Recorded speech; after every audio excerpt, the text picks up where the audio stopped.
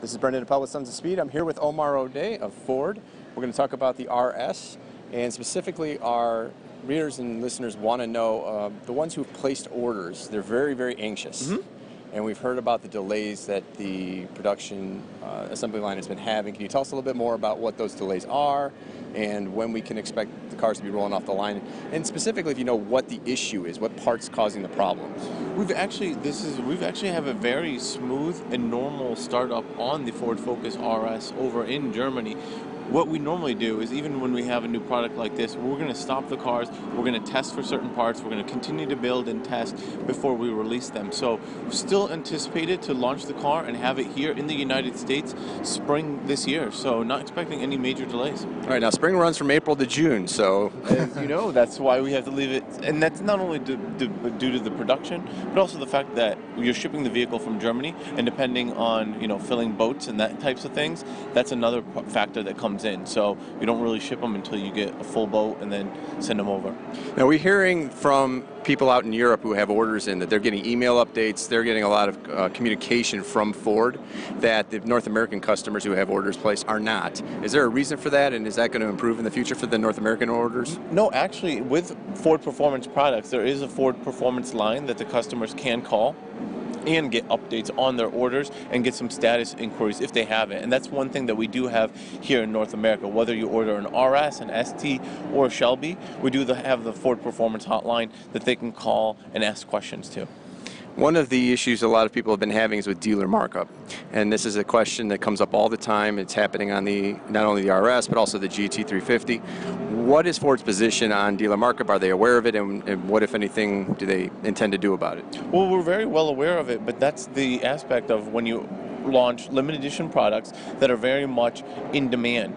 So over time, that markup will go away because the natural market will come down for those products. So whether it's the RS or the GT350, you might have to wait 6 months or a year, but our position is that our dealers are independent franchisees, and we have, as everyone knows, MSRPs are manufacturer's suggested retail prices. If the dealers choose to do that, we cannot control that because they're independently owned and operated. But my best thing is keep shopping around, and then just, if it's too much right now, just you can wait in time, and eventually the market will settle on everything just like it does. Well, and the way that usually happens is when production's increased to meet demand. So I know we have about 2,000 units that was estimated to come to the United States this year. Is that correct? So that's one of the biggest misconceptions that it's out there. We're building way more than 2,000 units. I can absolutely break that, try to help your readers and break that up. We are building less RSs than STs, but and over time we will try to satisfy as much of the demand that we can. But obviously, with performance product being built in Germany, production is still limited, but it's not that 2,000 number, I can assure you. Okay. It's a limited number for the 2017 run. Is it going to be higher in future years as far if the demand keeps up? Right now we've announced that everything that's being ordered is 2016 model year, and then we haven't announced what later model years we'll have of it quite yet. Do you have the capacity to produce more than you are right now in the RS facility in Germany? Longer term, we will. Okay. And now there's something on this car that is called a sound enhancer or something along those lines that maybe does noise canceling and sound enhancing. Could you tell us a little bit more about what exactly that does? It's just a lot of your new vehicles are equipped with it. It's a sound, and with this particular vehicle, we got rid of the sound tubes, and it's actually just coming through the speakers because the new vehicles are so quiet, and some people still want to hear some engine note. We are able to pump a little bit of that noise back in. But with the RS, it's less apparent because of the fact that you do actually have a very nice exhaust note. You got the pops and the burbles. I was recently driving one a couple weeks ago in Michigan, and absolutely amazing, just hearing those pop, pop, pop, pop, pop, pop, pop, pop. And that's not any kind of sound enhancement. That is absolutely the natural exhaust note that's coming out of the vehicle. And is it a microphone that's somewhere in the in the car system? No, it's just through the speakers. How is it being pumped in through the speakers? Is it a sound that's naturally generated and just being retransmitted, or is it being created by a computer? It's being created. Okay.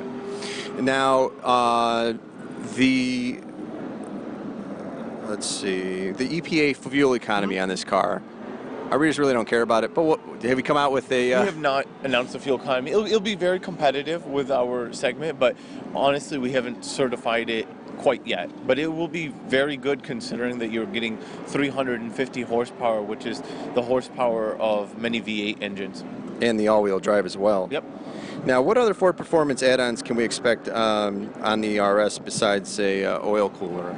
Well, just like our other things, I would expect to see some more tunes and suspension, exhaust, and all that kind of stuff. But you have to give us time to get the vehicle out there and work with partners to develop them. So there'll be a full suite, and not just from Ford, but obviously from other makes like Montoon.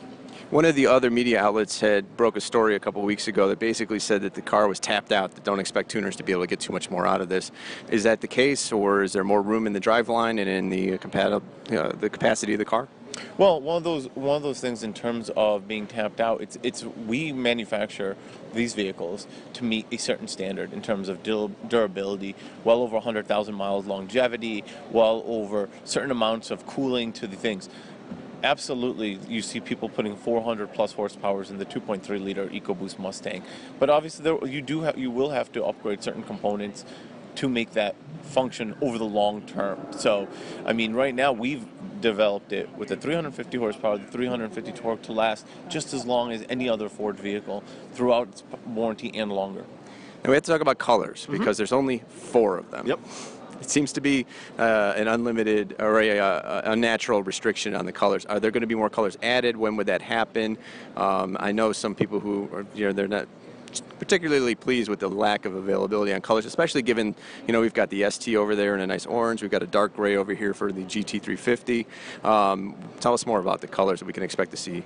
Absolutely. Right now, we only anticipate to stick with these colors. Historically, some people, maybe in the United States, were a little spoiled or used to our full color palette.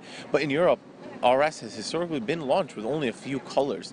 The last model only came in only 3 colors. We actually pushed for a 4th color. We added black, we have the white, we have the nitrous blue, and obviously the stealth gray as well. So we feel that we've covered most of the palette. I mean, and don't anticipate adding any more colors in the near term. Okay. Well, thank you very much. Oh, we you're really welcome. appreciate your time. Thank you.